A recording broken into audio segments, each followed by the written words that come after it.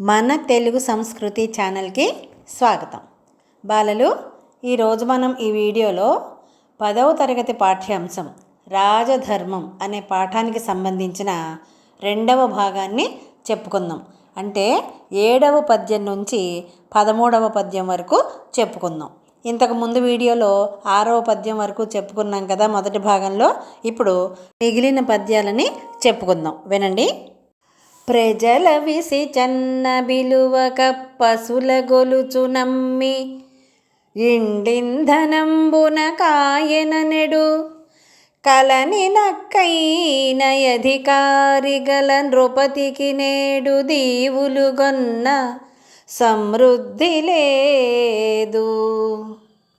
ప్రజలు ప్లస్ అవిసి, ప్రజలవిసి అంటే ప్రజలు క్షీణించి. ప్రజలు ఎందుకు క్షీణించిపోతారు అంటే తగ్గిపోవటం అన్నమాట, కృషించిపోవటం. సరైన తిండి లేకపోతే ప్రజలు క్షీణించిపోతారు. తిండి ఎప్పుడు ఉండదు? కరువు వచ్చినప్పుడు తిండి ఉండదు. అప్పుడు ఆ సమయంలో ప్రజలు అవిసి, ప్రజలు క్షీణించిపోయినప్పుడు, కరువు కాటకాలు వచ్చి క్షీణించిపోయినప్పుడు చన్నన్ ప్లస్ పిలువ, చన్నన్ విలువ అంటే చన్నన్ అంటే గ్రామాలు వదిలిపెట్టి వెళ్ళిపోతారు, వలస వెళ్ళిపోతారు కదా. ఇప్పుడు పనులు కావాలన్నా సరే, కరువు కాటకాలు వచ్చినా సరే ఒక గ్రామం నుంచి ఇంకొక గ్రామానికి కానీ రాష్ట్రానికి కానీ వేరే ప్రదేశానికి వెళ్ళిపోతారు. దాన్నే వలసలు అని అంటాం. అలా ప్రజలు కరువు కాటకాల వలన క్షీణించిపోయి గ్రామాలు వదిలి వెళ్ళిపోతే పిలువ, వెనక్కి పిలవాలి వాళ్ళని. అలా కాకుండా అప్పసులన్, ఇక్కడ పిలువక ప్లస్ అప్పసులన్, అప్పసులు అంటే ఆ ప్లస్ పశువులన్, అప్పసులన్ అంటే వెనక్కి పిలవకుండా ఆ పశువులను, ఎవరైతే గ్రామాలు వదిలి వెళ్ళిపోయారో వాళ్ళకి సంబంధించినటువంటి పశువులను కొలుచున్ అంటే కొంచెమే పండినటువంటి పంటను, అంటే పంటలు బాగా పండితే వాళ్ళు గ్రామాలు వదిలి వెళ్ళిపోరు కదా.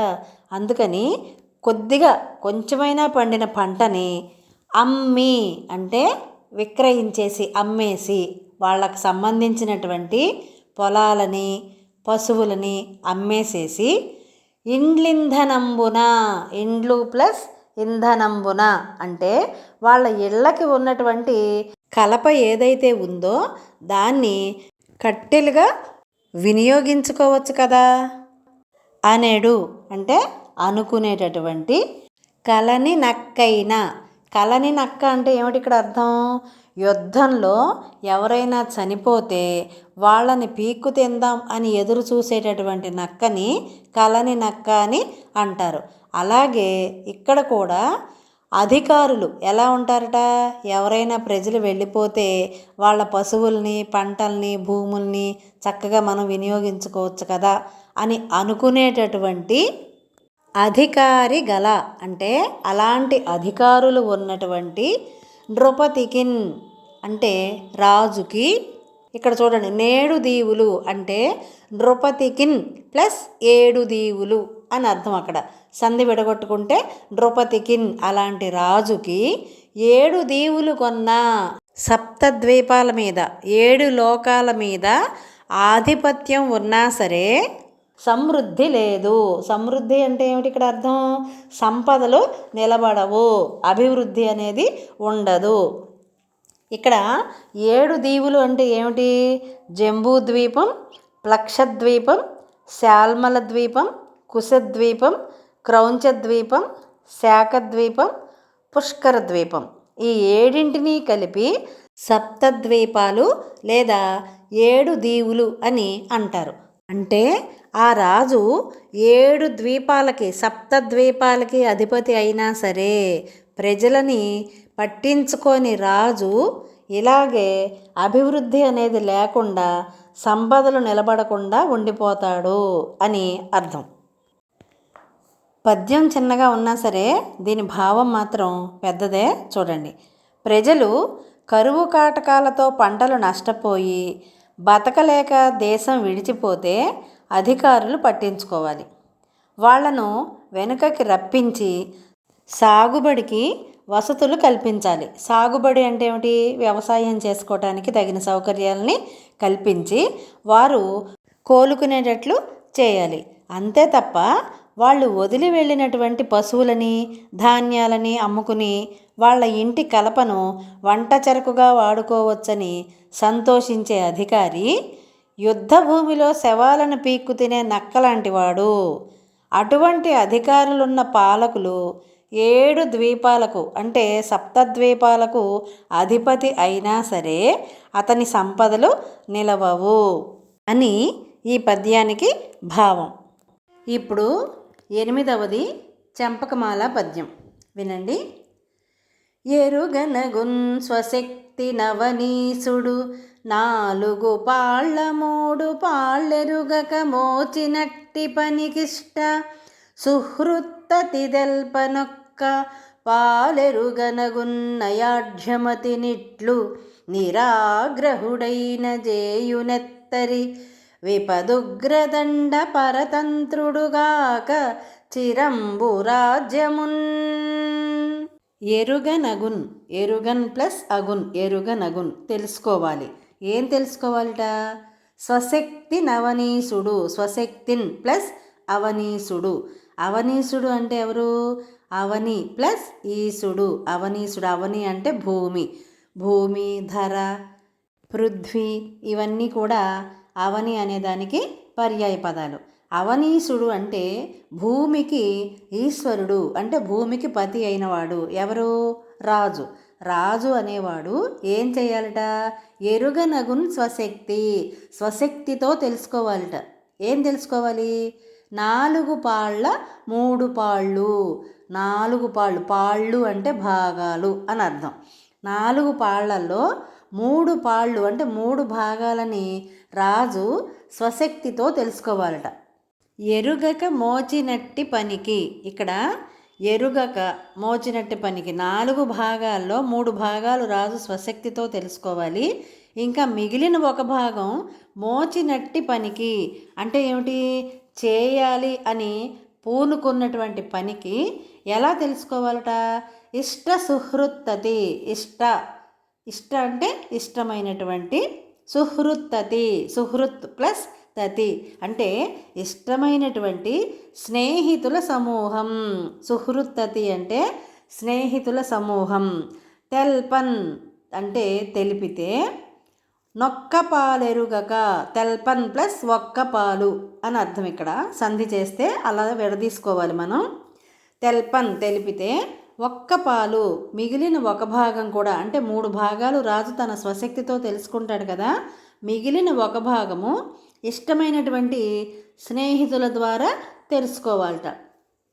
అయాఢ్యమతి, అయాఢ్యమతి అంటే శాస్త్ర పాండిత్యంతోనూ 4 భాగాలలో 3 భాగాలని శాస్త్ర పాండిత్యంతోనూ 1 భాగాన్ని స్నేహితుల సమూహంతోనూ రాజు అనేవాడు ప్రతి విషయాన్ని తెలుసుకోవాలట. అంటే 4 భాగాలలో అని అర్థం ఇక్కడ పాళ్ళు అని అంటే. ఇట్లు ఈ విధంగా నిరాగ్రహుడైన, నిరాగ్రహుడు ప్లస్ అయినన్, నిరాగ్రహుడైనన్ అంటే ఆగ్రహం అంటే ఏమిటి? కోపం. నిరాగ్రహుడు అంటే కోపము లేనివాడైతే, ఎత్తరి అంటే ఏ ప్లస్ తరి, ఎత్తరి అంటే ఏ సమయంలోనైనా నిరాగ్రహుడైనటువంటి అంటే కోపం లేనివాడైనటువంటి విపదుగ్రదండ పరతంత్రుడుగాక. విపదుగ్రదండ, విపత్ ప్లస్ ఉగ్రదండ. విపత్తులు అంటే ఏమిటి? ఆపదలు. ఆపదలకు ఉగ్రదండ, ఉగ్రమైనటువంటి అంటే భయంకరమైనటువంటి, కఠినమైనటువంటి దండ. దండ అంటే ఏమిటి? శిక్ష. ఆపదలకు భయంకరమైనటువంటి శిక్షకు పరతంత్రుడు కాక, లోను కాక అంటే భయంకరమైనటువంటి శిక్షలు అనుభవించకుండా, చిరంబు, చిరంబు అంటే దీర్ఘకాలం అంటే చాలా ఎక్కువ కాలం, రాజ్యమున్ రాజ్యాన్ని చేయున్ పరిపాలించును అని దీని యొక్క అర్థాలు. ఇప్పుడు భావం తెలుసుకుందామా? రాజు ఎప్పుడు నీతి మార్గాన్ని వదలకూడదు. తెలుసుకోవలసిన విషయాల్లో ముప్పాతిక భాగం అంటే 3 భాగాలు తానే స్వయంగా స్వశక్తితో తెలుసుకోవాలి. మిగిలిన పావు భాగాన్ని ఆప్తమిత్రుల ద్వారా తెలుసుకోవాలి. అంటే ఏమిటి? తనకిష్టమైనటువంటి స్నేహితుల ద్వారా తెలుసుకోవాలి. అప్పుడు అతడు నీతిపరుడు అవుతాడు. తన ఇష్టానుసారం అంతా జరగాలన్న అహాన్ని విడిచిపెడతాడు. తనకు ఆపదలు కలిగినప్పుడు పారిపోడు. సేవకులను తీవ్రంగా శిక్షించడు, అంటే దండించడు. అటువంటి పాలకుడు సుఖంగా రాజ్యమేలుతాడు అని ఈ పద్యం యొక్క భావం. 9వది తేటగీతి పద్యం. కన్నొకటి నిద్రవో బెరకంట జాగరంబు గావించు భూరుహాగ్రంబు మీది యచ్చ భల్లంబు గతి భోగమనుభవించు నెడను బహిరంతరరులపై దృష్టి వలయు. కన్ను ప్లస్ ఒకటి, కన్నొకటి అంటే ఒక కన్ను. నిద్రవో బెరకంట, నిద్రపోన్ ప్లస్ పెరకంటన్ అంటే నిద్రపోన్ నిద్రిస్తే, ఒక కన్ను నిద్రిస్తే, పెరకంటన్ మరొక కంటితో అంటే 2 కళ్ళు ఉంటాయి కదా, ఒక కన్ను నిద్రపోతుంటే ఇంకొక కంటితో జాగరంబు జాగరణ అంటే మెలకువగా ఉండటం, కావించు అంటే చేస్తూ, భూరుహాగ్రంబు మీది, భూరుహము అంటే చెట్టు, భూరుహాగ్రంబు మీది అంటే చెట్టు పైన ఉన్నటువంటి అచ్చభల్లంబు గతిన్ ఎలుగుబంటిలాగా, భోగము భోగాలు, అనుభవించు ప్లస్ ఎడన్ అనుభవించు నెడన్ అంటే అనుభవించే సమయంలోనూ, బహిరంతరరులపై బహిహి అంటే బయట, అంతః అంటే లోపలి, అరిషడ్వర్గం అంటారు కదా, లోపలి శత్రువులు ఎవరు మనకి?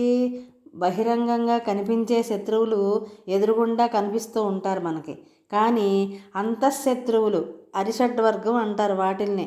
కామ క్రోధ లోభ మోహ మద మాత్సర్యాలు, ఈ 6ంటిని కలిపి అరిషడ్వర్గం అని అంటారు.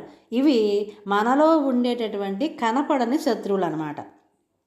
ఈ లోపలి అరులపై శత్రువుల మీద దృష్టి అంటే చూపు, వలయున్ ఉండాలి. బయటికి కనిపించే శత్రువులతోనే కాదు, లోపల మనలో ఉండేటటువంటి శత్రువుల మీద కూడా దృష్టి పెట్టాలి అని అర్థం. భావం చూడండి. రాజు చాలా జాగరూకతతో ఉండాలి. ఎలుగుబంటి చెట్టు కొమ్మ మీద పడుకొని ఒక కన్ను మూసి నిద్రపోతున్నా 2వ కన్ను తెరిచి మెలకువగా జాగ్రత్తగా ఉంటుంది. అదేవిధంగా పాలకుడు కూడా సుఖాలు అనుభవిస్తూనే ఇంట బయట ఉన్న శత్రువులపై ఒక కన్ను వేసి ఉంచాలి.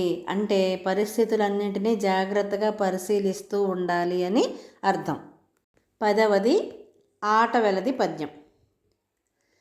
హదను వచ్చుదాకనపరాధిపై రోషమాగి చెరుపవలయు హదను వేచి లక్ష్య సిద్ధిదాకలావున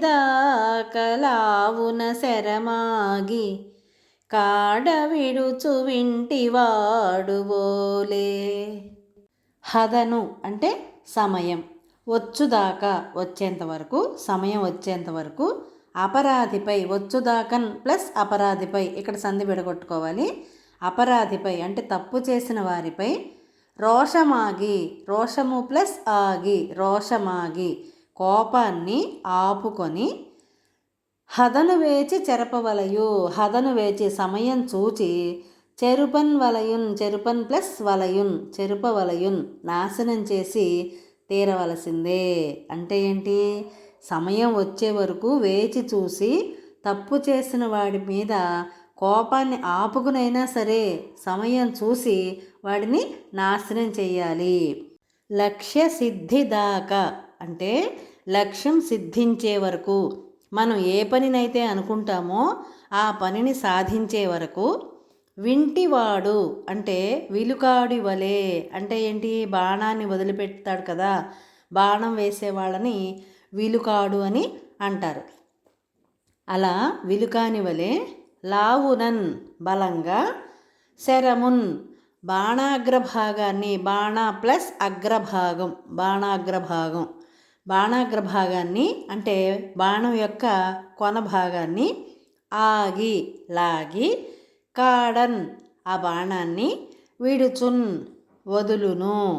అంటే ఇక్కడ దీని భావం ఏమిటంటే, రాజు తప్పు చేసిన వాడిని వెంటనే దండించేసేయకూడదు. సమయం వచ్చేదాకా కోపాన్ని అదుపులో ఉంచుకోవాలి. చేతిలో విల్లు బాణాలు ఉన్నాయి కదా అని బాణాన్ని ఎప్పుడంటే అప్పుడు విడవకూడదు. గురి కుదిరిందో లేదో చూసుకుని విలుకాడు బాణం వేస్తాడు కదా, అలాగే అదే విధంగా పాలకుడు అంటే రాజు కూడా సమయం చూసుకొని దోషిని శిక్షించాలి. ఆ సమయం వచ్చే వరకు కూడా వేచి ఉండాలి. మన ఇళ్ళ దగ్గర పెద్దవాళ్ళు అంటూ ఉంటారు, అబ్బా అదును చూసి దెబ్బ కొట్టాడురా అని. అంటే ఏంటి, ఇక్కడ సమయం చూసి శిక్షించాలి అని ఈ పద్యం యొక్క భావం. 11వ పద్యం, ఇది కంద పద్యం. హితులు హితాహితులు సదాహితులును నైరాజు నెడలనిటు, త్రివిధమునన్ క్షితినను చెరులుందురు, సంతతమున్మరి వారి దెల్పెదన్ వినుమనఘా.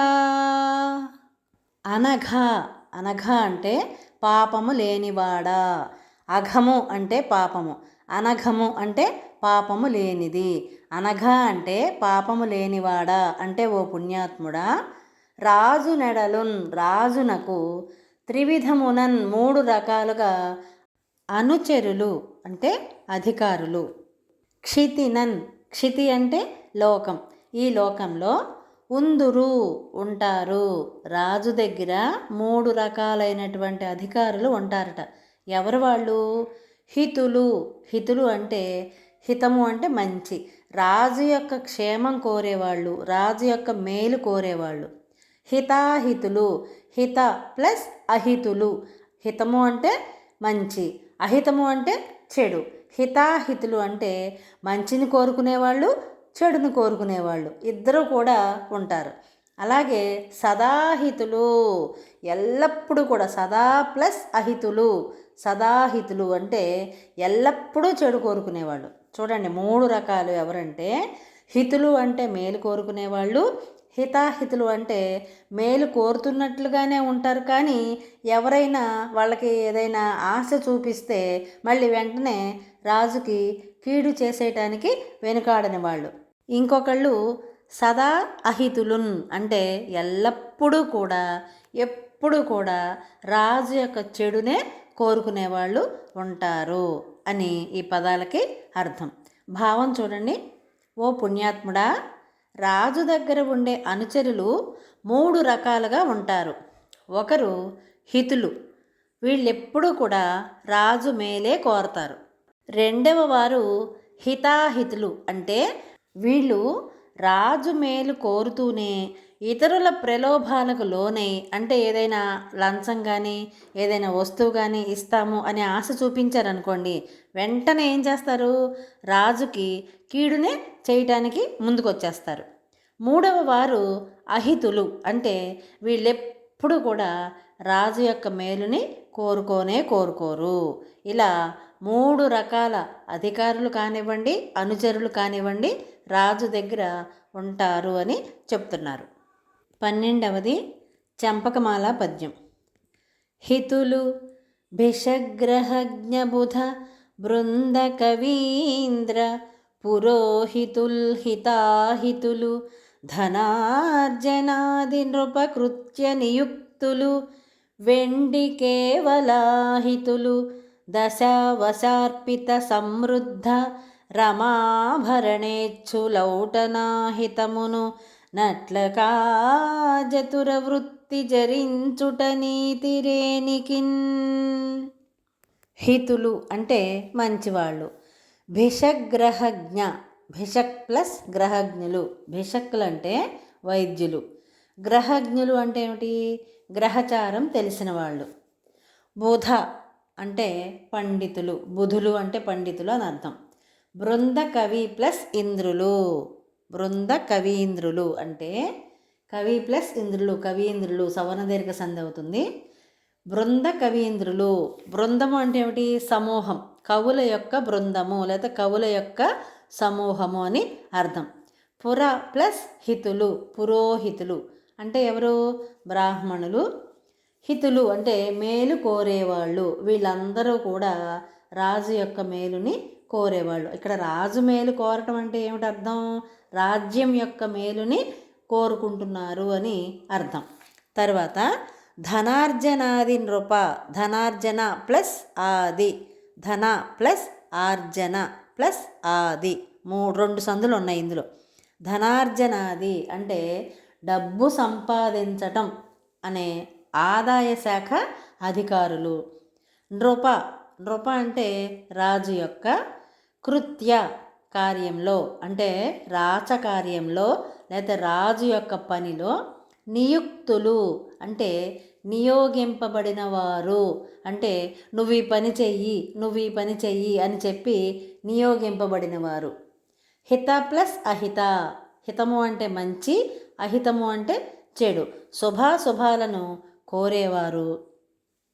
వెండి అంటే తర్వాత.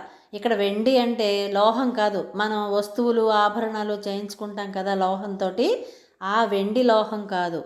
వెండి అంటే తర్వాత అనే ఇంకొక అర్థం దీనికి ఉంది. దశావశ ప్లస్ అర్పిత. దశావశార్పిత అంటే సందర్భానుగుణంగా రాజుకి సమర్పించినటువంటి సమృద్ధ. సమృద్ధ అంటే ఏమిటి? ఐశ్వర్యం, సంపద. రమా లక్ష్మిని. భరణ. భరణ అంటే తిరిగి పొందాలి అనేటటువంటి కోరిక కలిగిన వాళ్ళు. చతురవృత్తి. చారవృత్తి అంటే తప్పు చేసి దొరికిపోయేవాళ్ళు అనమాట. ఈ చారవృత్తి గలవాళ్ళు. ఇచ్చులు అంటే కోరిక గలవాళ్ళు. కేవల ప్లస్ అహితులు. కేవలం శత్రువులు అంటే రాజుకి హితులు ఎవరు, శత్రువులు ఎవరు అంటే మిత్రులు ఎవరు, శత్రువులు ఎవరు అనే దాని గురించి ఈ పద్యాన్ని చెబుతున్నారు. చూడండి భావం. వైద్యులు, జ్యోతిషులు, పండితులు, కవులు, పురోహితులు వీళ్ళంతా కూడా రాజు యొక్క మేలు కోరేటటువంటి హితులు. ధనం సమీకరించే పనుల్లో ఉన్న అధికారులు కూడా హితులు అవుతారు. ఆ ధనాన్ని దొంగిలించి దొరికితే ఎక్కడ శిక్షిస్తాడో అన్న భయంతో రాజుకి అహితులు కూడా అవుతారు. మరికొందరు పూర్తిగా అహితులే అంటే పూర్తిగా రాజు మేలుని కోరుకోని వాళ్ళు అనమాట. ఎప్పుడూ ఏదో ఒక తప్పు చేసి దొరికిపోతుంటారు. అప్పుడు పాలకుడు ఏం చేస్తాడు? చట్ట ప్రకారం వాళ్ళ సంపదనంతా రాజ్యపరం చేస్తారు. దాంతో వాళ్ళు రాజును అదును చూసి దెబ్బతీయటానికి చూస్తూ ఉంటారు. కనుక ఈ ముగ్గురి విషయంలో పాలకుడు హితునిగా ఉండాలి, హితాహితునిగా ఉండాలి, కేవలం అహితునిగా కూడా అప్పుడప్పుడు ప్రవర్తిస్తూ ఉండాలి. పైకి అందరికీ కూడా హితునిగా కనిపిస్తూ నేర్పుగా తన పరిపాలనని చేసుకుంటూ ఉండాలి అని ఈ పద్యం యొక్క భావం. 13వ పద్యం ఆటవెలది. పాత్రభూతులెస్సబరికించి ఎతడడుగకయునొకడు సెప్పకయు మునుపుగ బనస పండ్లు దిగిన పరిగ స్వప్నముగన్న నెరిగనొసగి వెరగు పరుచుటొప్పు. పాత్రభూతున్ అంటే యోగ్యుడిని, అర్హత కలిగినటువంటి వాడిని. లెస్సన్ పరికించి. లెస్సన్ అంటే బాగా, పరికించి అంటే పరిశీలించి. అతడు అడుగకయున్ అడగకుండానే, ఒకడు చెప్పకయున్ ఒకడు చెప్పకుండానే, మునుపుగా ముందుగానే, పనస పండ్లు పనసకాయలు, దిగిన పరిగన్ పండిన విధంగా, స్వప్నముగన్న కలగన్నటువంటి, నెరిగిన్ విధంగా ఒసగి సన్మానం చేసి గౌరవించి వెరగుపరచుట ఆశ్చర్యం కలిగించుట ఒప్పు గొప్ప కార్యం. అంటే ఇక్కడ దీని అర్థం ఏమిటంటే, భావం ఏమిటంటే, చిత్తశుద్ధిగా పనిచేస్తూ రాజ్యానికి మేలు చేసేటటువంటి హితుడిని, అర్హత కలిగినటువంటి వాడిని పాలకుడు ముందుగా గుర్తించాలి. అతడు అడగకుండానే, ఇంకొకరు చెప్పకుండానే అతనికి ఊహకందనంత సొమ్ముని ఒక్కసారిగా ఇవ్వాలి. అది అతడు కలగన్నట్లుగా ఉండాలి. సంభ్రమాశ్చర్యాలలో ముంచెత్తాలి. అంటే ఏమిటి ఇక్కడ? ఆశ్చర్యపోయేంత ధనాన్ని, సొమ్ముని అతనికి ఇచ్చి అతని యొక్క కృతజ్ఞతల్ని రాజు పొందాలి అని ఇక్కడ అర్థం. ఇక్కడ ఒక చిన్న విషయం చెప్పుకోవాలి చూడండి. పనస పండ్లు దిగుట అని ఉంది కదా ఇక్కడ ఈ పద్యంలో. ఇది ఒక జాతీయం అన్నమాట. అంటే ఏమిటి ఇక్కడ అర్థం? పూత పూయకుండానే ఈ పనస చెట్టు కాయలు కాస్తుందన్నమాట. మామూలుగా ఇప్పుడు మామిడికాయలు కాయాలనుకోండి, ముందు మామిడి పూత వస్తుంది, తర్వాత అవి పిందలుగా మారి కాయలుగా మారతాయి. కానీ పనస చెట్టుకి మాత్రం అలా పూత అనేది రాదు. ఉన్నట్టుండి దాని నిండా చక్కగా పిందెలు పుడుతూ ఉంటాయి అన్నమాట. ఒక్కసారిగా అధిక దిగుబడిని, అంటే ఎక్కువ పళ్ళని ఇస్తుంది పనస చెట్టు.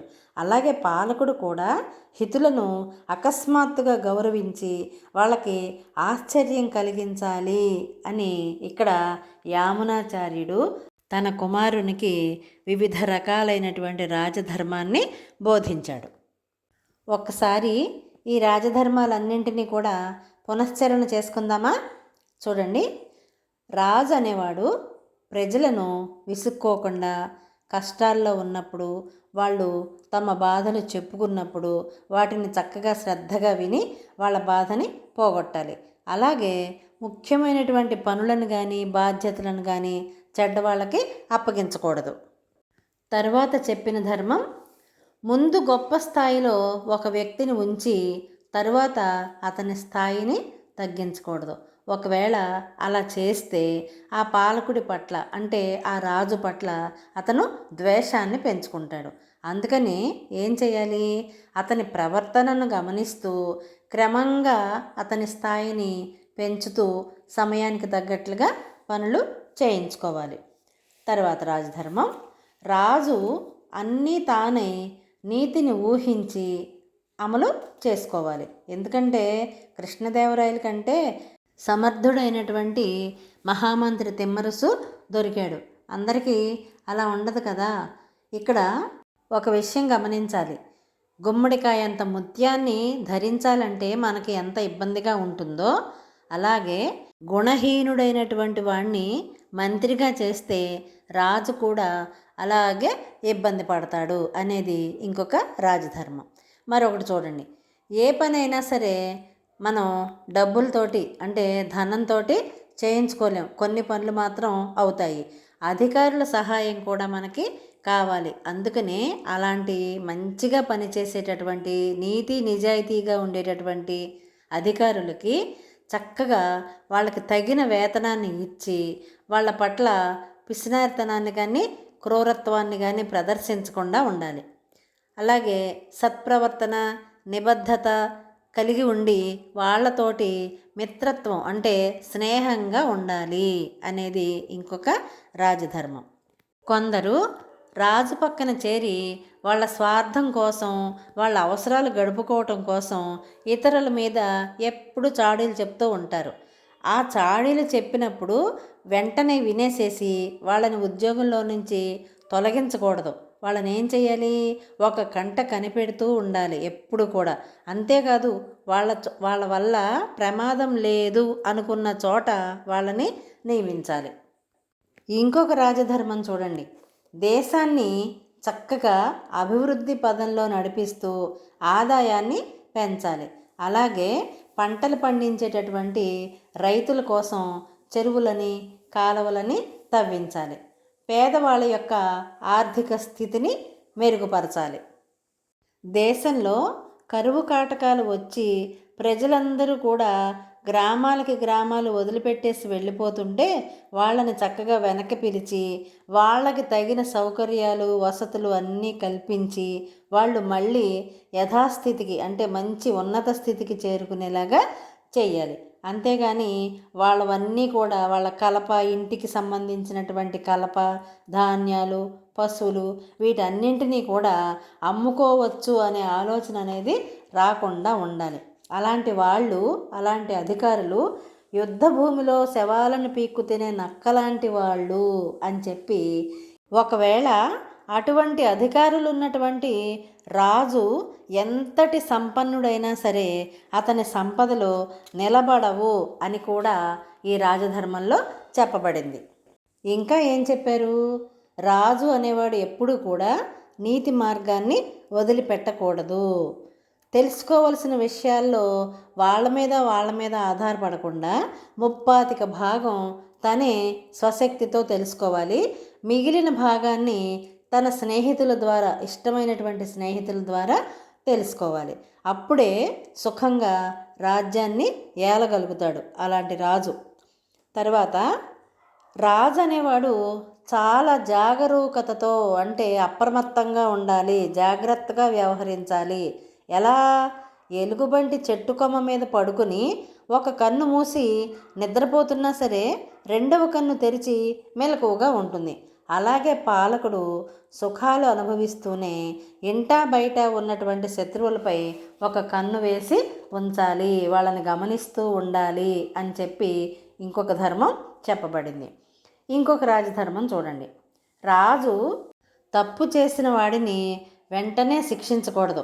సమయం వచ్చే వరకు ఆగి అప్పుడు ఆ దోషిని శిక్షించాలి. అంటే దేనికి కూడా త్వరపడకూడదు అని ఇంకొక రాజధర్మాన్ని చెప్పాడు. తర్వాత రాజు దగ్గర 3 ఉంటారట అనుచరులు. ఎలాంటి వాళ్ళు? ఒకళ్ళేమో రాజుకి మంచి చేసేవాళ్ళు, రెండో వాళ్ళు కొంత మంచి కొంత చెడు చేసేవాళ్ళు, మూడో వాళ్ళు పూర్తిగా చెడు చేసేవాళ్ళు ఉంటారని చెప్పబడింది.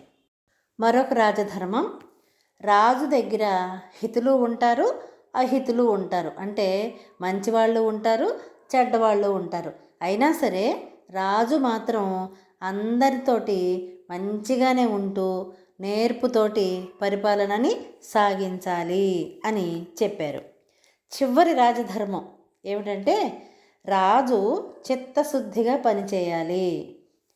అలాగే రాజ్యానికి మేలు చేసేవాడు ఎవరు అనేటటువంటి వాళ్ళని పాలకుడు చక్కగా గుర్తించి అతను అడగకుండానే అతని ఊహకందనంత సొమ్ముని ఒక్కసారిగా అతనికి ఇచ్చి అతన్ని సంభ్రమాశ్చర్యాలలో ముంచెత్తాలి.